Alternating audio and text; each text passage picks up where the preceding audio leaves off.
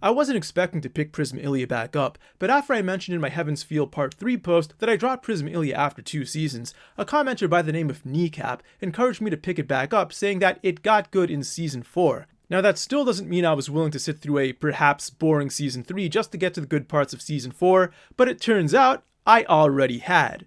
You see, the way these seasons, or perhaps they're technically cores, I don't really know and I don't really care. I hate making that distinction, but regardless, the way they're numbered is kind of confusing, and I'm going to butcher some German here, but just bear with me. There's the original Prisma Illya, then there's Prisma Illya Zwei, Prisma Illya Zwei Herz, and then Prisma Illya Tre, which is the fourth and final season as I considered it. It turns out that I had actually watched until the end of Zwei Herz, so I figured I may as well continue into the supposedly good part, Season 4, or Season Tre, or Tri, or however you're supposed to pronounce it. Now before I give you my thoughts on Season 4, let's take a quick look back at my thoughts on Seasons 1, 2, and 3, because I don't think I've ever talked about these before. The inspiration behind Prisma Illya seems to be that because Illya didn't have a route in the original Fate Stay Night visual novel, they decided to make this side project for her instead.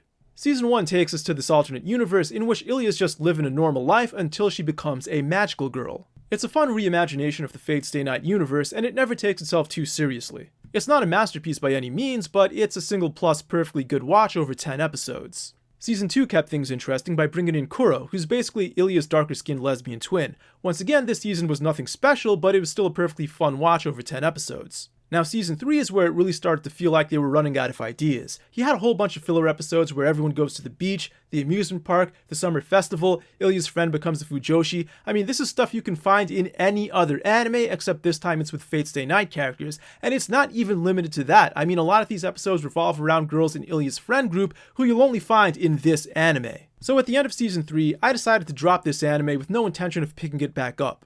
In fact, I distinctly remember turning on my TV one night, catching a part of one of the episodes in Season 4 in which Illya gets turned into a doll, and thinking to myself, I am glad I'm not watching this crap anymore. But like I said, I was assured that things would get good in Season 4, so I decided to pick it back up fairly recently.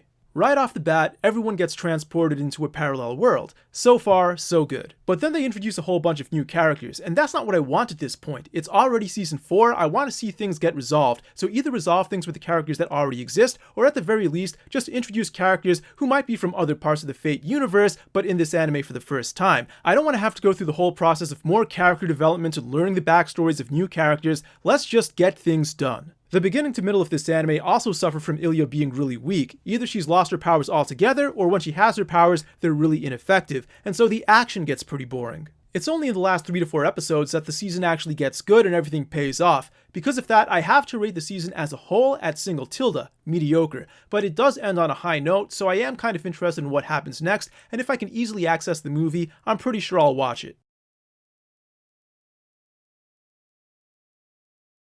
I was about to upload the video until this point, when it occurred to me that there's actually a really convenient way for me to access the movie. You see, there's this DVD rental store that's closing down around me, and they gave me a coupon to take to another branch somewhere else in town. If I went there, they would actually give me 5 free rentals, so I used up one of them on Prisma Illya, The Vow in the Snow.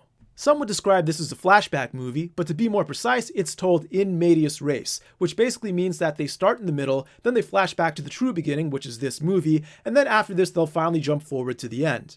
Unlike regular flashbacks, which I tend to hate with a passion, in medias res is one of my favorite storytelling techniques. You can see it in anime such as Berserk, Tenjo Tenge, and Gare Zero. This movie gets pretty serious, which is in stark contrast to most of Prisma Illya, but Season 4 sets it up pretty well. Earlier in this video, I criticized Season 4 for throwing a lot of new stuff at you when all you really wanted was a conclusion. The movie goes down a similar route by throwing in a lot of new information and characters and backstory and all that, but this time around there is a very strong sense of familiarity with everything, and that's what keeps it interesting. I mean, isn't that why we're watching an alternate universe story in the first place?